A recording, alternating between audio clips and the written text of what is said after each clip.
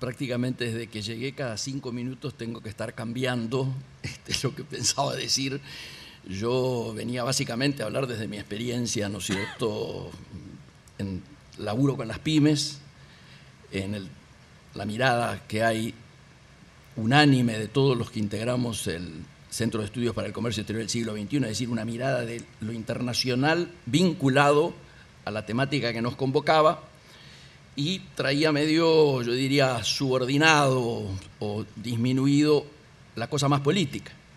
Pero claro, me llama hace un rato Ricardo Alfonsín, que no puede llegar, que estuvo girando en vuelo desde Neuquén 1 hora sobre Buenos Aires y que, no pudiendo bajar, está en Rosario, y me pide que en realidad me dirija más como presidente de la Comisión de Economía de la Convención Nacional del Radicalismo.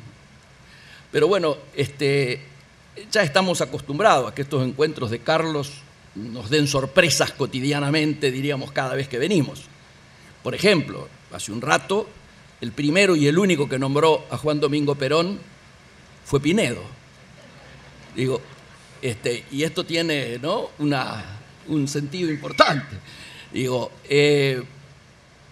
yo me alegra que haya habido unas sonrisas porque, a diferencia de Ale, y esto me pasa con mis clientes también, los veo mucho más optimistas a los actores que a quienes nos toca asesorarlos. Por ejemplo, se los digo de frente marcha, yo asesoro a muchas empresas, algunas empresas textiles, algunas empresas industriales, algunas empresas que proveen, fundamentalmente pymes o más M que E, ¿no es cierto?, que S, pero a las cuales hace 2 o 3 meses les dije cómo venía un poco lo que yo pensaba que iba a ocurrir, que es lo que está ocurriendo, y los muchachos estoquearon.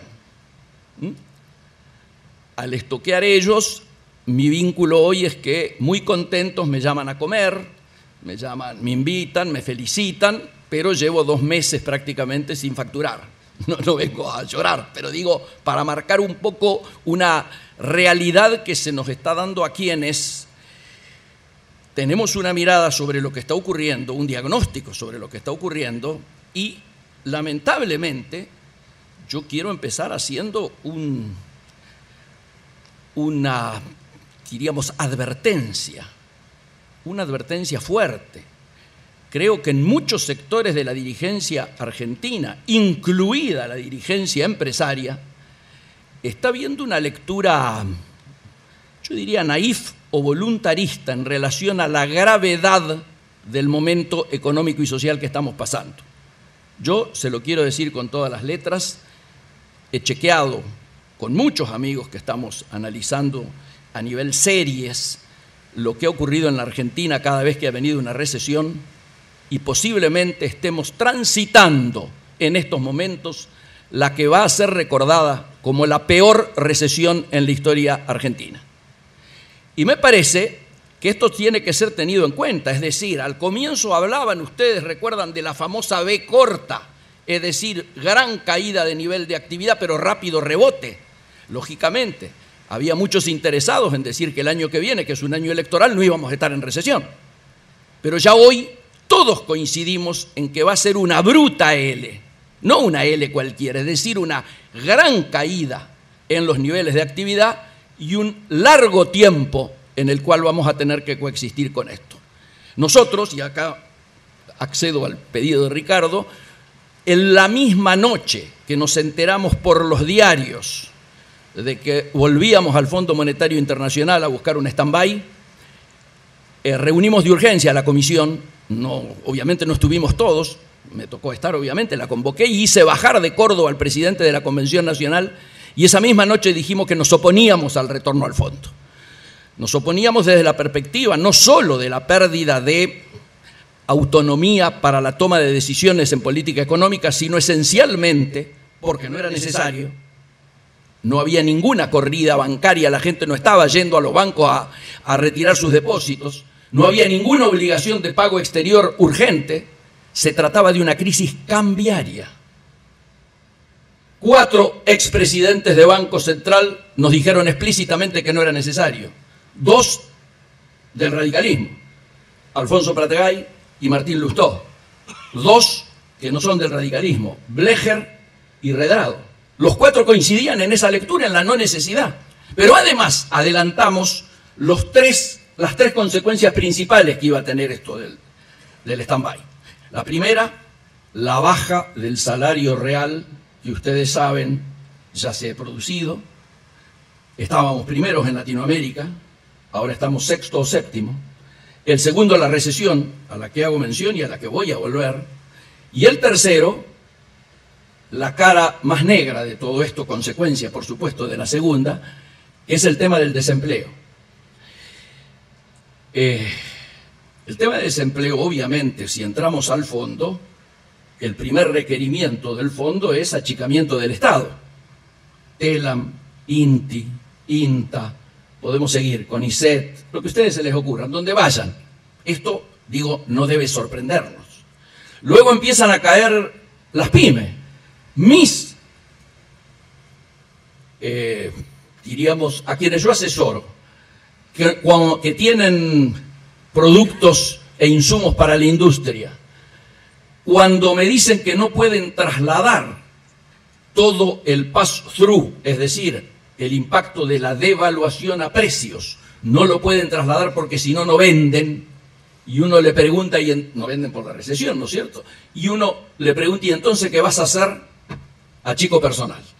Es decir, empezó el tema de las pymes, que por ser pymes no hacen tanto ruido, pero cuando ya empiezan las empresas líderes a cerrar, digo, a Sindar de Rosario, que está adelantando la crisis de las industrias automotrices de Córdoba.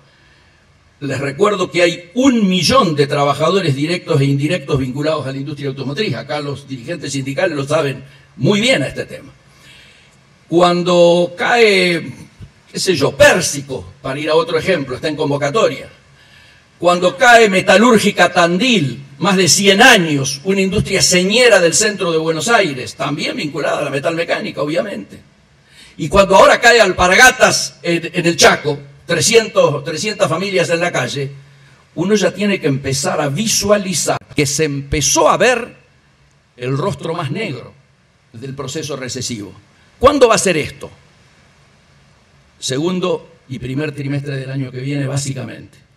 Pero va a continuar el proceso recesivo, a lo mejor menos violentamente de lo que va a ser este inicio de año. Y yo quiero contarles, porque nos lleva directamente al tema que nos convoca y las palabras del padre Carlos, por este tema del comercio exterior, hace mes y medio, aparentemente se iba a producir un aceleramiento en el acuerdo Unión Europea-Mercosur. Viajo a Europa precisamente porque había que hablar desde inversiones hasta básicamente con aquellos que son proveedores de las industrias pyme que uno representa, o hablar con la gente de logística, porque hay que ir pensando en los temas de costo logístico. Yo siempre cuento un ejemplo.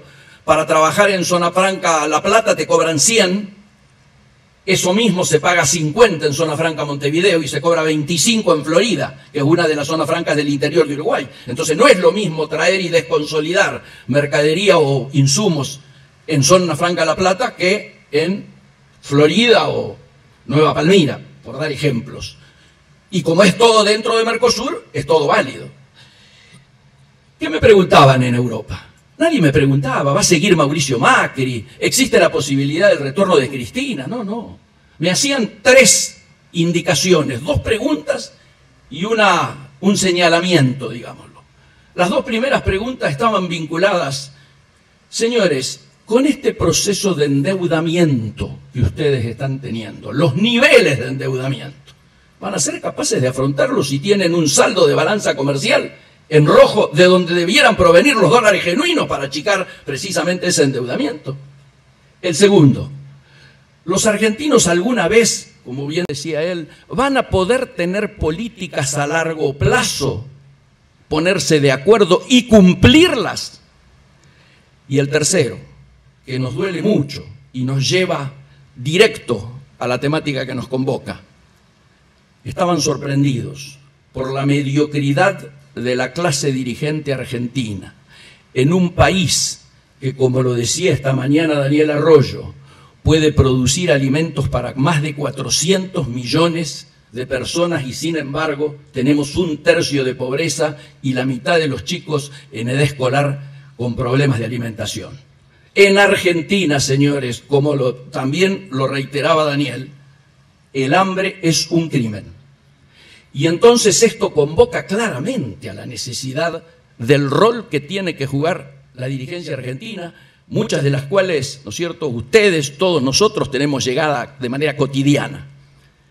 Y obviamente, algunos venimos reclamando desde antes que subiera Macri un acuerdo político, económico y social, junto con las representantes, donde estén los representantes de los partidos que tienen la expresión parlamentaria, de las organizaciones gremiales, de los trabajadores, de las organizaciones gremiales industriales, de las organizaciones sociales. Y acá me atrevo a decir algo más personal. Si a mí me preguntaran cuál es el primer punto que debe afrontar ese acuerdo, es una profunda reforma tributaria. No puede ser que sigamos castigando en este país la creación de empleo, el mercado interno, la producción. Por eso no podemos competir. Algunos pensaban que simplemente con la famosa actualización del retraso cambiario íbamos a poder exportar. ¿Cómo vamos a poder exportar si seguimos siendo los tontos del batallón en el barrio y somos los que tenemos mayor carga impositiva sobre nuestra producción? Y obviamente el levantamiento de esos impuestos tiene que tener como correlato gravar a aquellos que tienen mayor capacidad contributiva de manera concreta. Eso debiera ser tal vez el primer punto en un acuerdo político, económico y social. Obviamente el marco de esto es el acuerdo social al que convoca muy bien con el planteo en el cual lógicamente todos coincidimos que ha hecho Carlos. Yo espero que ninguno de nosotros esté esperando que vengan de afuera u otros o hacernos los distraídos en relación a lo que tenemos que hacer. Él nos traía un aire fresco, que lógicamente lo pueden tener los protagonistas, los que tienen atada su vida, ¿no es cierto?, al tema productivo. Pero es la dirigencia argentina la que tiene que ponerse los pantalones largos y asumir que esta posibilidad de confluencia, de acordar, para darnos un horizonte de crecimiento y una direccionalidad optimista como la que él demostraba hoy, depende de nosotros. O lo hacemos o no tendremos salvación. Gracias.